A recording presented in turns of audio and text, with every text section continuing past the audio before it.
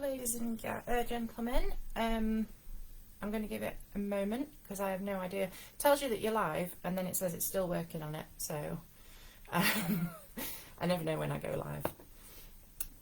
So hopefully I am now live. Bear with me while I set up my tech, and I will. It's telling me that I've been live for 6 minutes. I hope I haven't. I'm sure that I've just said a naughty word. So please do give me a little wave if you can hear me. I know you can't see me. Unfortunately, it would seem you can't switch between a screen share and camera view. So that's not such a bad thing for you guys, I suppose. You're better off with the screen share, really. So just give me a wave. I'm trying to see the comments on my phone so that I can switch screens, but we'll see. So I am going to be talking about raising a deaf puppy and how that's different or how it's not. I have managed to figure out some closed captions. I have no idea whether they're going to work and whether they're going to understand me. So if I've been live all that time, I didn't click to go live. So I'm not sure what happened there. I'm glad that people can hear me though, that's good. So we'll get started. Okay, so just be aware, I'm going to be switching back to see the comments, but I'm not going to be able to see them all the time. So, it's not come up on my phone yet, so I can't see what you can see, but that's fine, that's fine. So, like I said, I'm going to be talking deaf puppies and raising, not deaf puppies, raising your deaf puppy. That's a good start, isn't it? I'm not going to let these distract me, I'm really not. So, who am I? I'm Lottie. Some of you know me. I started Lottie's School for Dogs in 2008. I am a PPGBI member and a force-free trainer. The main things that I work with are puppy raising. We do some puppy training, but it's mostly raising, you know, the kind of learning rather than teaching specific behaviours. Separation related problems and anxiety related problems. I really like to work with dogs that are nervous or have anxiety issues and blossom and become more confident. I also enjoy deaf dog training, and I have a deaf dog of my own, and training with people who have mobility problems. As you'll be able to see, I do have some mobility problems. That doesn't mean that I understand everybody else's, but it does give me a little bit of an insight. And I help Karen and the rest of the team at the DDN with the group on a training behaviour basis. And Karen gave a really good talk on deaf dog training on Friday, which this is more of a supplement for, to be honest. This talk will be more of a supplement for kind of her talk and also the other puppy talks, because really deaf puppy training, deaf puppy raising is not that much different to raising any other puppy. There's just a few little tweaks. Hi Sean, hi Judith and Laura and Lily. Thank you for coming on and making sure that I'm not talking to myself. Okay, so who's Bubble? Bubble is my deaf dog. She was born deaf, so she's never been able to hear, and she was born in 2009 from a very good breeder. It's, you know, the deafness thing, it doesn't necessarily mean that there's an issue with the breeder. She came from a really good line. And she actually wasn't very well at all as a baby, and her breeder nursed her through the first few days, didn't think she was going to make it. So she knew before she hearing tested her that she was deaf. But when it was confirmed, there was a mention of having her put down from other people, which was immediately shot down by her breeder. And it was when she was 11 weeks old that her breeder asked me if I would take her, or if I'd be interested in taking her. I won't make it out like I did her a huge favour. I got a puppy. So I wasn't planning to have a puppy at the time. It wasn't the best time, but it was the best thing I did in the end. She has been a visitor for schools and kids' organisations, teaching them about dog safety, and she's actually managed to help a lot of kids that were dog phobic, or fearful of dogs at least, to feel more confident around dogs. And she's always been really, really steady like that, so she's really good to be able to take to things like that. And as a result of her steadiness, she also works as a stooge dog with anxious dogs and building their confidence and whatnot. So I will get onto that in a bit, but basically that just kind of shows the myth that deaf dogs don't kind of understand other dogs very well because they can't hear growling. Dogs in general are excellent at body language, so deaf dogs don't miss out on that so much. She's also been on the one show, as the dog with the waggiest tail. Her tail does not stop wagging, bless her. She's a very happy dog, and she is #1 fan of the vet.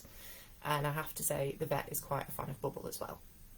That's despite her being in and out of the vets a lot, and having had lots of unpleasant things done. She still bursts through the door, tail wagging, all teeth showing in a great big smile. And in 2019 she had a TICA and LBO operation. Hi Ruby!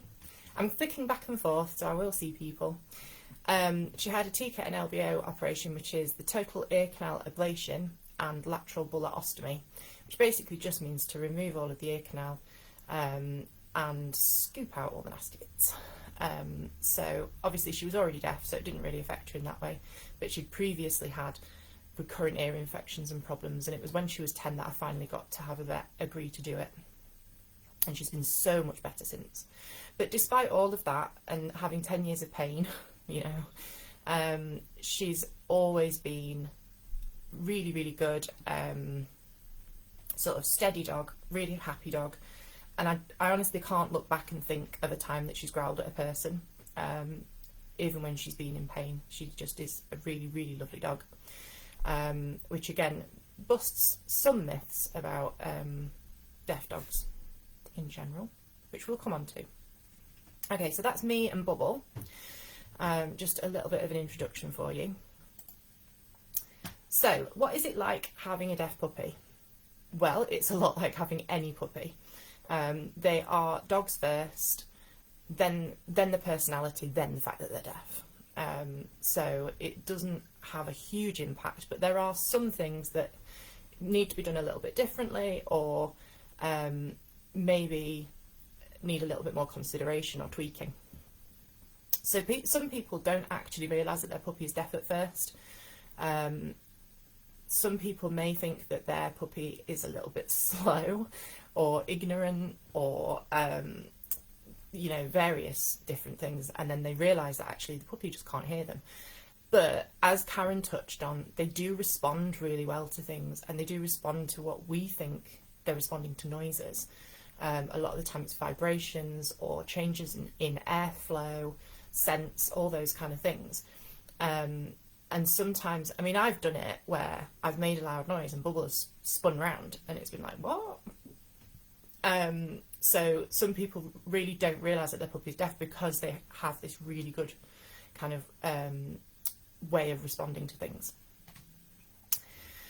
So in some ways they may seem a little bit more or little bit less confident as a result of their deafness. And I'm going to get on to whether it is a result of the deafness, but there are some things that, you know, you don't have to worry as much about loud noises and things like that generally for deaf dogs, which might be upsetting for a hearing dog. Then there's also some people find that their deaf dogs need to be a little bit closer to them because they can't hear them when they're at a distance. I always heard that deaf dogs were like Velcro dogs and wouldn't leave your sight. It is not how Bubble works. Bubble is quite confident that I will go and find her if she can't find me. You can't get their attention as easily. So when you've got the first week that I had Bubble, I lost about half a stone because when they're up to no good, you know, it's not a case of being able to use a positive interrupter or call their name or anything like that, because they can't hear you. So you end up just chasing this puppy around and trying to get in front of them and give them, you know, some kind of visual signal. So it's not quite as easy from that aspect. Management will help, but yeah, you can't get their attention as easily. Some things may seem harder, but some things can also be easier. So, for example, when we were in puppy class, we were the only ones, when a big barking session started, that Bubble continued to watch me and do as she was asked to do. And you know, I did revel in that a little bit, having had a very barky dog. Well, I still had her at the time. But yeah, it was like, I've got the quiet one today. You didn't have to tell people that she was deaf, you know. So some things do seem a little bit easier, and sometimes focus can be a little bit easier, sometimes not so easy. We can learn a lot from deaf puppies to use with hearing puppies as well, and I think we do use a lot of that stuff anyway now, but when I first got Bubble it wasn't so common. Again, I will go into that. And most of what we know about puppy training and puppy rearing also applies to deaf puppies anyway, so it's kind of you know, it's not that much of a difference. Okay, so first thing is they sleep really well. Most deaf dogs, it is much easier to creep in and out without disturbing your deaf dog than it is with maybe a hearing dog. And Bubble is a pro at sleeping. She will sleep through most things, and actually a few years ago when she was at the vet's overnight, she was very, very poorly, and it was only after she came home that the vet said to me, oh, she says, I came to check on her in the night and I thought she died because she didn't stir at all when I called out to her or anything, and then I remembered that she was deaf. So they do sleep very well. And like I say, Bubble will sleep anywhere at any time. So that's one of the things. But then we have a question of cause and correlation. Is it because they're deaf? We find some of the reoccurring issues that come up are things like settling and separation, puppy biting being harder to tackle, house training taking longer, and aggression when they're a little bit older. And really it's difficult to say. A lot of the things that come up with deaf puppies come up with hearing puppies as well. You know, and we don't know, particularly kind of when we're not working with somebody properly, and it's just kind of on the DDN group or whatever, and you've not been able to take like a proper history. You don't know what previous experience they've had of being alone, what kind of management is going on in the home, that kind of thing. So it doesn't necessarily mean because they're deaf, because their personality comes first. And there's plenty of hearing dogs that have separation issues, and plenty of hearing dogs that take a long time to learn not to bite and that kind of thing. So these are all things that could certainly be affected by the fact that the dog is deaf, but could also just be that particular animal. So cause and correlation, not necessarily the same. and we don't, you know, you can't go back either. You can't go back and see what they'd have been like if they could hear. One of the things that I was told sort of right at the beginning with Bubble, for example, was that they're prone to developing aggression because they're taken by surprise when another dog comes up behind them or a person touches them and all that kind of thing. And there is work that you can do to sort of mitigate that and prevent it, and we did do a lot of that. But like I said, there's never been any aggression with Bubble. It doesn't mean that there won't be with another dog, but is that because they're deaf, or is it just because of that dog's personal experiences and the personality, what they're more likely to, you know, the genotype as well as to what they're more likely to become. So it's really difficult to say really how much of anything is affected by the fact that they're deaf.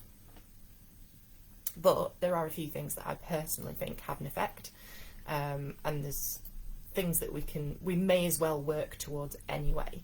So house training is one of them. Some people do report it taking longer or being harder.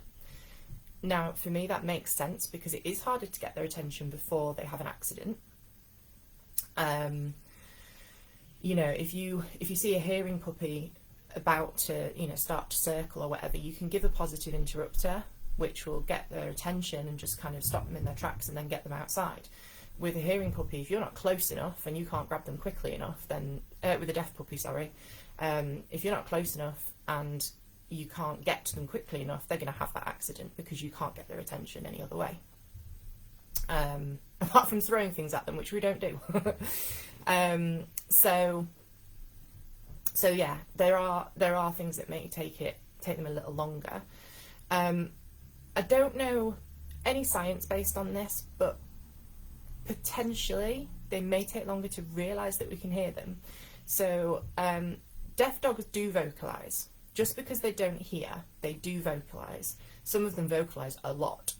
And I don't know how much a hearing dog vocalises because they know that we hear them. But it may be that it's taking a deaf dog a little bit longer to realise that vocalising will get our attention.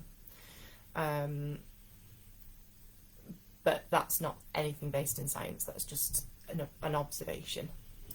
One of the things with house training that really does help is to give hand signals. So just like you might say go wee-wees or get busy or whatever, give them a hand signal when they go to the toilet. Do be a little bit careful about what hand signal you give. And I'll come on to this a little bit more anyway, but just as a little anecdote, Bubble's hand signal is the walking fingers, if that makes sense. And when she was a puppy, my mum did struggle a little bit with not being able to get her attention with sound. To be fair, we always have. You know, you still try and get their attention with sound first and then try something else. And so after making a couple of different noises and her not getting Bubble's attention, she tried wiggling her fingers at her to get her attention. And Bubble very obediently stopped and weed on the lounge rug. So you do have to be a little bit careful that you're not using similar hand signals. And then the main thing is management. Just as with any other puppy, you know, it's about management. And if you've got a deaf puppy, maybe just try and make sure that they're around you and close enough to you, particularly at the time that they may need to go, that you can grab them and get them out, even if they're not looking at you. So obviously if you're doing regular visits out and you can time it, then you're going to have fewer accidents anyway, just as with a hearing puppy. But it's also, if they've not been, you know, and you think that they're going to be due to go, just don't let them get too far away from you. You'll be able to get their attention a bit easier. So some of the things that I tend to do as early learning, the first thing that I teach is a yes marker, and I think Karen covered a lot of this stuff anyway. I don't want to be going back over what Karen said too much, but the first thing to use is a yes marker of some kind, you know, good girl, whatever, that tells them that what they've done is right, because that's where we start with rewarding the right stuff. So I use a thumbs up, some people use the OK symbol. It really doesn't matter. Just as with, you can get lists of hand signals for dogs, but honestly, just as with verbal signals, you can use whatever you want. You could use banana if you use it consistently. Then you can use the same with deaf dogs. You can use whatever hand signals work for you. And actually, because we're not, although we do gesticulate, we're a very vocal species. And so we're not very good, in my experience, of knowing what to do with our hands at any given time. We kind of fluster a little bit, and if it's quick and off the mark, we can kind of forget a little bit with our hands. So it's best to use something that is going to come really natural to you, so that when you need to use it, it's there ready, rather than trying to figure out where this finger goes and what that hand does. Okay. The other thing is check-ins, which I know Karen definitely covered, so I don't want to go over too much, but check-ins will really help with teaching lead work, because if your puppy's looking at you, they're not going to be pulling ahead. Teaching recall, because you simply cannot recall a deaf dog unless it's looking at you. But I will say Bubble has the best recall of most of the dogs that I've had. There will be times that she gets distracted, but I'm careful about, as with the hearing dogs, to be fair, I'm careful about where she goes off the lead, so that I know I've got a margin of error until she looks at me. But we've done a lot of check-in work, and that's really, really important for recall. And she also knows if she sees a dog to look at me, if she sees a person to look at me, and I will tell her whether she can go up or not. As she gets older, she's a little bit less interested in going up to people and up to dogs, and I found that she checks in with me less. So it is the fact that she wanted to go and see that she would look at me. And also just general focus when you're out is much improved with check-ins. So check-ins are really important, and with baby puppies, they're really, really easy to teach. You just reward them whenever they look at you.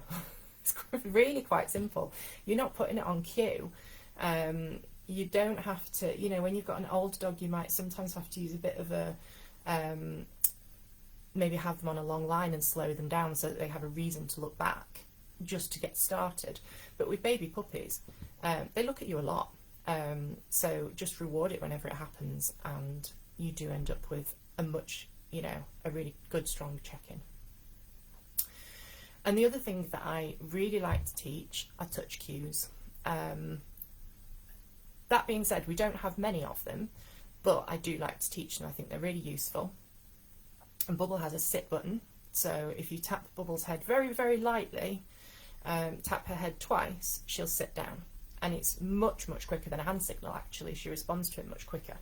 And the reason that I taught her that was because when I was teaching her roadside sits, which I don't actually teach anymore, I couldn't get in front of her to give her the hand signal, and I didn't want her sitting side on to be able to see me. So this meant that she was able to be parallel to me, and I could just tap her and she would sit down. So it's really handy for having that, so that when they're not looking at you but they're close to you, you can tell them what you want them to do. And it also comes in handy when they're greeting people, so they're looking at the person, not at you. You can still give them the cue for what you want them to do. So, for example, Bubble has the touch cue for sit, which is tapping her head, and then she has the touch cue for you're off the lead, you can go, which is a couple of taps on the side of her bum. And I'm going to tell you a little story, which if Lily's still here, she might remember this. That Lily actually took Bubble for a walk one day, and she came back and she said, I mistook the touch cues, I got them the wrong way round. And we went to the roadside, and I touched her bum to ask her to sit. Luckily there was no traffic because Bubble knew exactly what the touch cue meant. So try to remember your touch cues as well. It wasn't Lily's fault. She doesn't work with Bubble very much. Okay, so yeah, they're kind of the other thing that I will mention about hand signals. is that dogs are much, much better at body language than they are generally at verbal language. And I think they read the hand signals. I've found that you can use very similar hand signals and they will be able to tell the difference very quickly. They process them very, very quickly. And quicker than the spoken language. And you can actually do more similar hand signals than you can similar words. At least that's my experience. But you do have to be a little bit careful that when you teach a hand signal, I would try and vary it a little bit, so that you can do it a little bit lazy. Because if they know it very specifically as one specific way of doing it, with one hand as well, then they can find it difficult if somebody else does it and they do it slightly different to you. So that's just something to mention, that I personally have found in my experience. I'm also left-handed, so she's much more responsive to left-handed cues, because that's what I've used mostly. And if I try and use the same cues the other way, it's not necessarily going to, the other hand, it's not necessarily going to work. But yeah, when I've told other people how to get her to do something, she has been a little bit puzzled trying to figure out what that thing is, because it doesn't look the same as the hand signal that I use necessarily, just because she's so tuned in. So it's worth just varying your hand signals a little bit. That's something I didn't realise until she was a bit older. Okay, so I'm going to ask for questions at the end, so I don't keep... I'm just checking comments, so I don't have to worry about comments too much. Okay, so socialising your deaf puppy. You would socialise them with all of the usual. They're still, like I said before, can't stress it enough, they're puppies first, personalities next, then they're deaf. So you would socialise with all of the stuff that you'd usually socialise a puppy with, and you would still habituate to things that make loud noises. Things like wheelie bins and large traffic. Obviously I'm talking to force-free trainers here, so I'm hoping that everybody gets that you don't throw them in at the deep end. But this is why it's really important to listen to the other puppy videos as well, because I'm not going into big detail here. But habituating to those things that make loud noises is still important with the deaf puppy. Not only because a lot of those things are big and visually are big, but they can still transfer the vibrations or lights or whatever that comes with them, which makes that it, like I said before, they can feel a lot of noise, and so that can still be something scary if they've never been socialised with it. So it's still worth doing all that kind of thing, and getting them used to things that roll around making a loud noise or that would transfer those vibrations. I have to admit that Bubble is not a dog that picks up on vibrations. You can come in, you can stamp the floor next to her bed and she doesn't wake up. Whereas I've known deaf dogs that when you come in the house quietly, they will know you're there the moment that you step on the hallway floor or whatever. Whereas with Bubble, she doesn't really do that. Some deaf dogs, you can stand behind them and stamp and get their attention. Not at all with Bubble, she isn't fussed at all. But open the door, so my back door goes into my lounge, and if she's asleep and I open the door and there's some airflow in, she's up straight away. She's also quite responsive to scent. Not necessarily light. If she's asleep and the light goes on, that doesn't necessarily bother her. But scent, you can wake her with a scent, definitely. So, sorry, I went off on a bit of a tangent there. Socialising with other dogs, you still need to do it, definitely. But just like you would with a hearing dog, really. They may be deaf, but they still know how to speak dog. And there is this idea, like I mentioned briefly before, that they don't understand because they can't hear vocalisations. But vocalizations come after a lot of body language when it comes to dogs. And I find that deaf dogs can be much more perceptive visually. So they may not even get to the point where they need to be growled at. However, if you have a rude dog that doesn't back up, doesn't leave the dog alone when they growl or to warn them off, that can happen with a hearing dog or a deaf dog.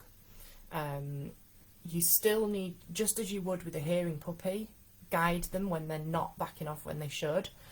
You would do that with a deaf puppy. But as far as their ability to speak dog, it's not really impeded by deafness. They are still their main language is body language. So they're very, very good at that. The other thing is lights and shadows are one of the things that people find with deaf dogs that affect them. And they are more, like I said, they can be more visual. Their other senses will kick in, and some will be much more about scent. Some will be sensitive to touch. And so I haven't put it on here actually, but body handling and that kind of thing is important. But that would come under your usual anyway. But lights and shadows are the things that can bother them. And so it's important to not overexpose them, but to do little bits of practice with them. And also, getting them out at different times of day when the light is different and the sun is shining a different way and the shadows are different and all that kind of thing will help. And not encouraging light chasing, which is something that, it's cute when they're puppies. It's less cute when they're a full-size dog. And it can create sort of behaviour problems as well. It can create other sort of issues that you just don't want in your dog. It's not nice for your dog. So don't encourage light chasing. And the startle response is the other thing that I started doing with all puppies, but it was kind of working with Bubble that got me doing it really. Just so that she could be taken by surprise and not snap, because she was more likely to be taken by surprise due to the fact that she couldn't hear. So one of the things, I don't do it very often, you don't want to start annoying your dog, but with a little puppy that has no previous experience of this, you can every now and again just take them by surprise, tap them behind, and when they spin round to see what tapped them, just feed a treat or play a game or whatever it is that they really enjoy doing, so that the startle response will stay there. It's a reaction. They can't help that. It doesn't matter how many times you come up and shout boo behind me. I will still jump. But if you give me chocolate each time, I won't thump you in the face. So it's a very similar thing with the dog. Making sure it's a positive experience when they do spin round. The other thing that you can do to help them out a little bit while they're socialising is to point out, and also later on as well, is to point out when things are coming up behind them.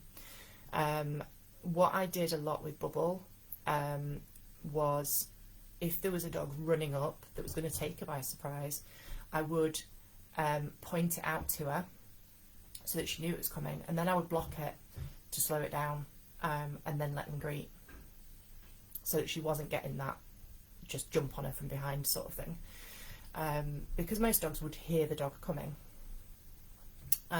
So pointing things out. Bubble used to chase cars, and I call her a recovering car chaser, because I feel like it's something that she will never get completely, it's a bit of an addiction for her that she'll never get over completely. We'll always work on it. So when I see a car coming that I think might take her by surprise, that she's going to chase, then I will point it out to her so that she can prepare herself, and it doesn't spark that chase instinct. So there are a few little things to think about when you are socialising a deaf puppy, which can be done, all of those things can be done with a hearing puppy as well. I think we can learn a lot from what we do with deaf puppies to do with hearing puppies. But there are just those little extra things that we want to spend a bit of time on for the deaf ones, just to give them a bit of a step up. But I don't consider deaf puppies to be disabled in any way. They don't know that they were supposed to be able to hear, and they've never been able to hear. So they're not missing out, and they make up for it so well. Most people that I meet don't even believe that Bubble's deaf. I have to confirm it a couple of times for them, because they just can't believe she's so responsive, you know. And that most people on the DDN group or other people that I've worked with say the same thing, that people don't realise their dog is deaf. Okay, so finally, do deaf puppies need a hearing friend? No, they are perfectly capable dogs, as I've just said. It's not a disability for them, and they have other senses that will come into play. Two puppies, or a puppy and an older dog, will be more work, not less. You can't let an older dog train your puppy anyway. They will to an extent, but you know, you still have to put that work in. Two puppies, definitely more work. And just because they're deaf doesn't make them any easier. In fact, as we've seen, it's not that it makes them a lot harder, but there are things to think about. In a multi-dog household of any kind with hearing dogs, the dogs need separate training anyway, as anybody with multi-dog households will know. But especially when you have a deaf one, because it's very, very easy for them to just pick off the others and to respond from the others. Bubble definitely did learn to recall using the other dogs. So, which wasn't a problem when we were all out together, but we had to spend that separate time doing recalls and check-ins without the other dogs, so that she didn't rely on other dogs. And that's where you have to put that time in, just making sure they're not relying on them, because they're not always going to be there. Bubbles actually will recall before the other dogs and without even looking at me. So when I had 4 dogs that used to run together, if I recalled them, Bubble would be the first to turn around. And she must have been, I can only guess that she was reading something on the other dogs that was there, you know, and that they processed, as they processed the sound, which I think must take a bit longer than processing body language.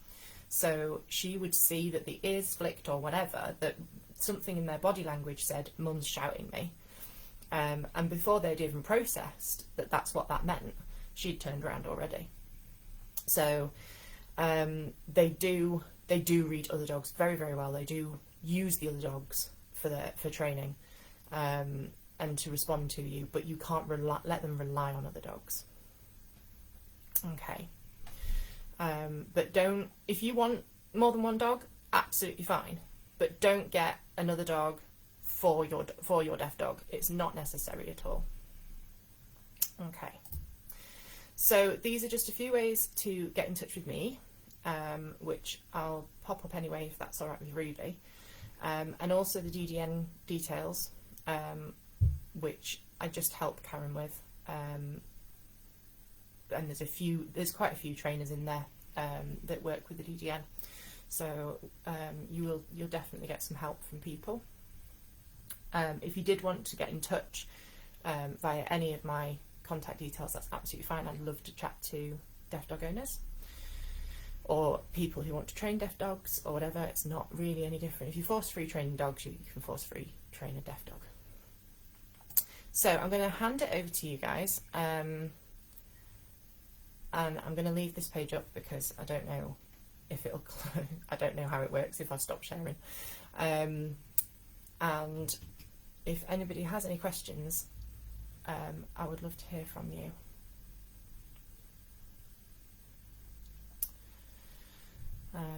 Yeah, Rachel says she's known her for years and still forgets she's... I do. I forget she's deaf.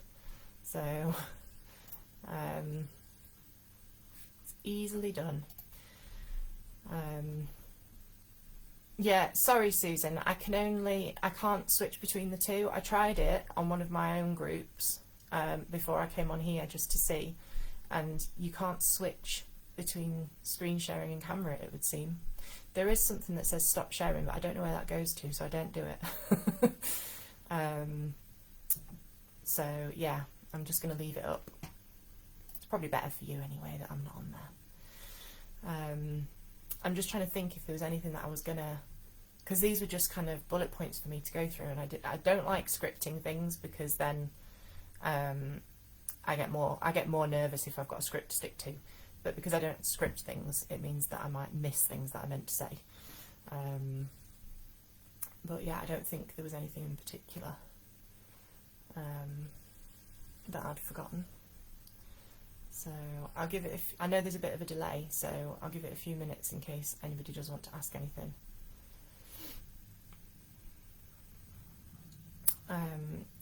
The pausing might be something to do with the screen share. I know it's done it before. I did a screen share in the Labrador group that I'm part of, and that did pause a bit, but it does play back fine,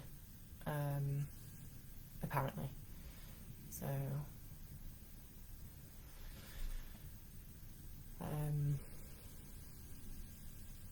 yes.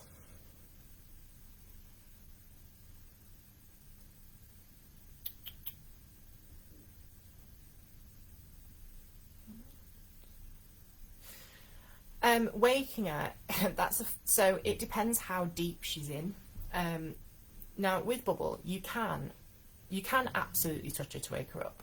She startles, and bless her, she looks so surprised. But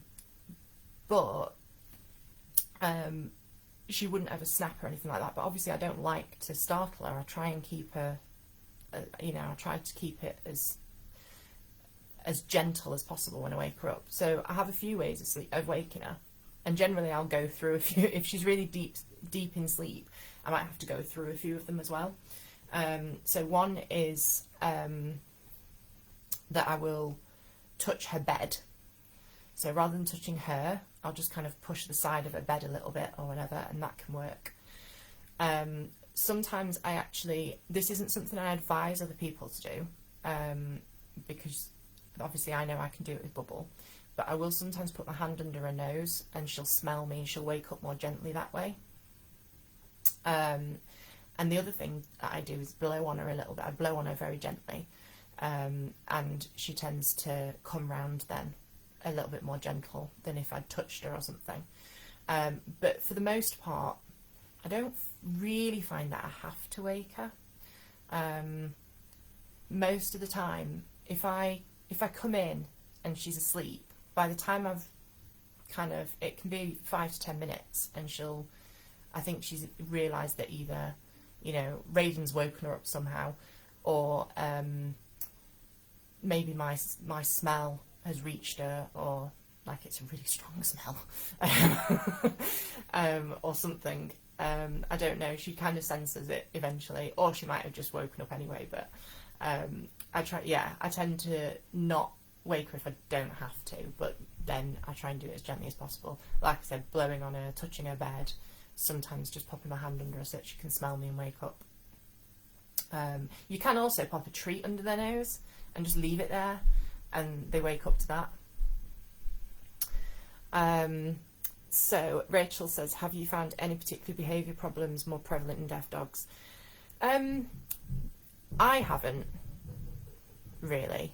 I don't think I've experienced that. There are, like I said, there are the ideas that they can have aggression. I have worked with deaf dogs that have aggression problems, but I'm not saying that's because I wouldn't say it's been any more prevalent, particularly because they're deaf. But there is that potential. Just that it could have potentially been avoided, but they've had negative experiences as a result of not hearing a dog coming up to them or whatever. Separation issues, possibly, because they can't hear when you're, most dogs can hear when you're in another room and that kind of thing, and maybe deaf dogs can't, so there's potentially a little bit of that. But then other than that, like Judith says, it's mostly, most of the thing that you find, I think, with the deaf dogs is the light chasing and shadow chasing. They can get really obsessed with it.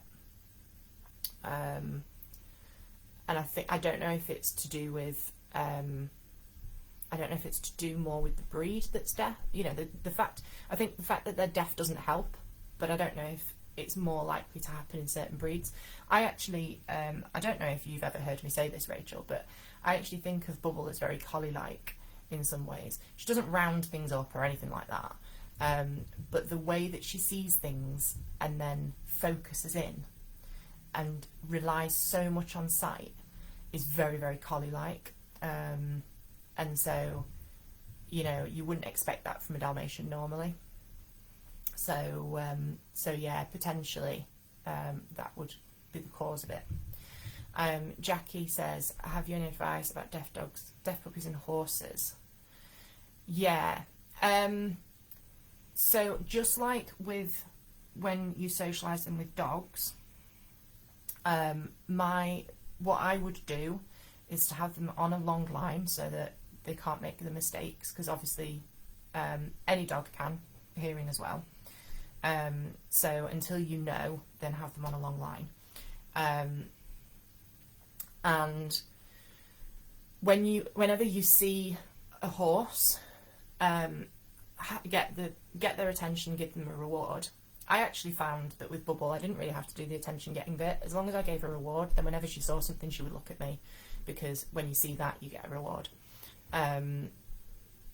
So do the same with horses. And actually what you can do is you can go somewhere where you're more likely, not where you're going to see loads of horses, but where you're more likely to see occasional horses, at a time when you're more likely to see occasional horses, so that you can practice it. But I wouldn't put them in the middle of loads of horses. And then basically just walking along, reward when you see it.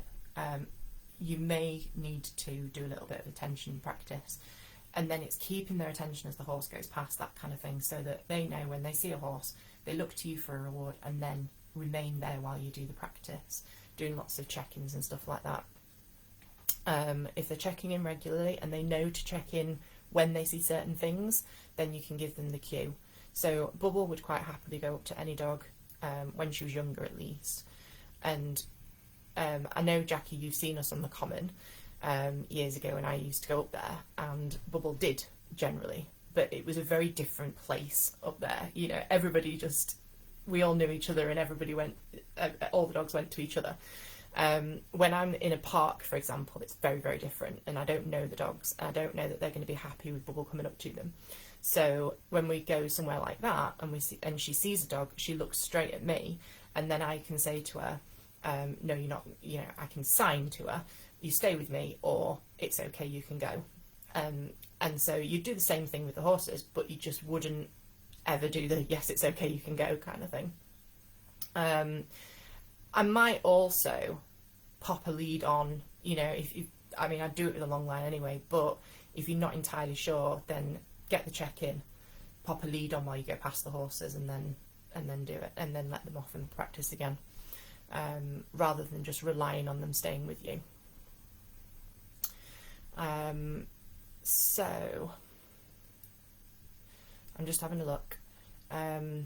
Yeah, Judith mentioned about breed and character is important. It really is.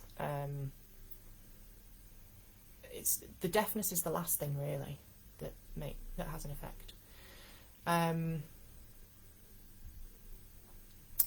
So Juliet, my lab is now deaf due to old age. She's 13, and where previously I've taught verbal cues, I've had to implement the hand signals. She's definitely become more vocal. Other than check-ins for recall, is there any other ideas you can suggest? She used to have amazing recall and still does when she does check in. I was just trying to think outside the box. Yeah.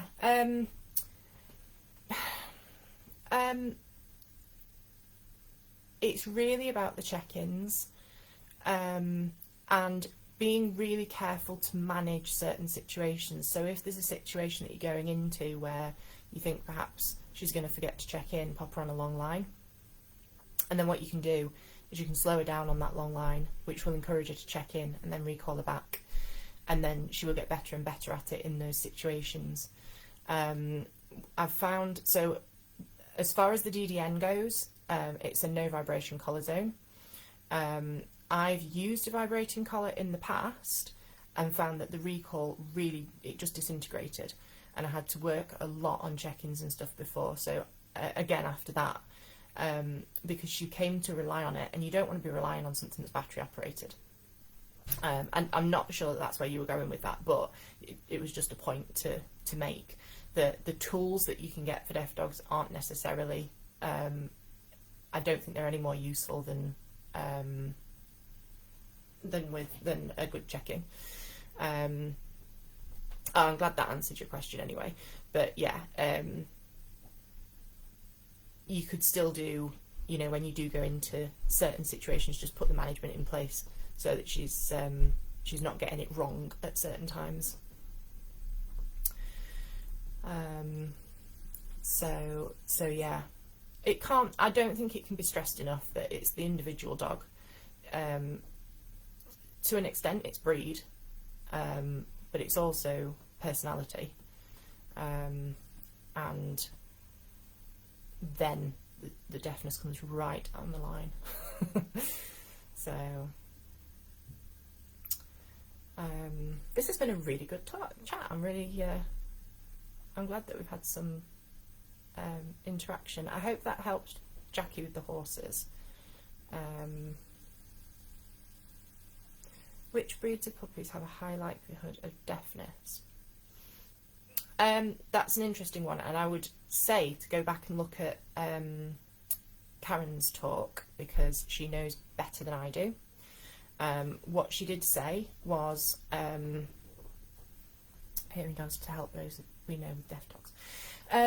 So as far as more like the higher likelihood, it's dogs that it's a pigmentation. I mean, it's not always, in fairness. There are different types of deafness caused by different things.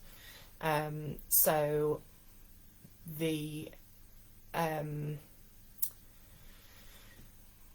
different breeds, it's generally, Karen said it was the flashes of white on certain breeds, but there are also breeds that are affected not by pigmentation, they're affected for different reasons. So I would say have a look at Karen's talk, because she covered that in much more detail than I could. Anything we can do with hearing dogs to help those we know with deaf dogs? That's a really good question, and I'm not really sure. I think mainly is obviously not to let them take the deaf dogs by surprise, and because that is the biggest thing really that's going to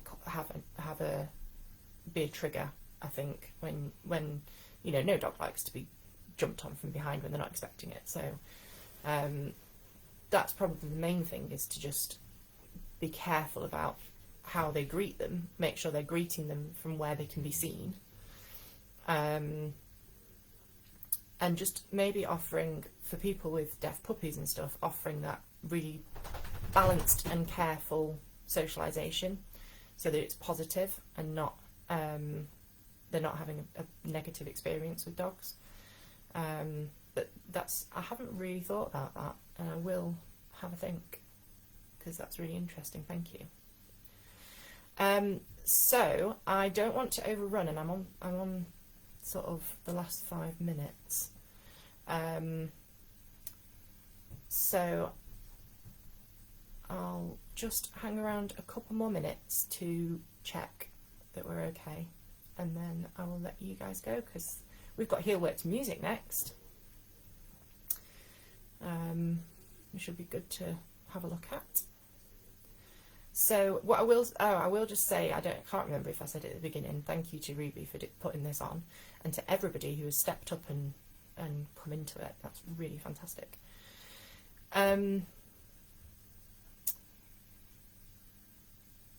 Judith, do you think dogs with hearing sense when dogs are deaf?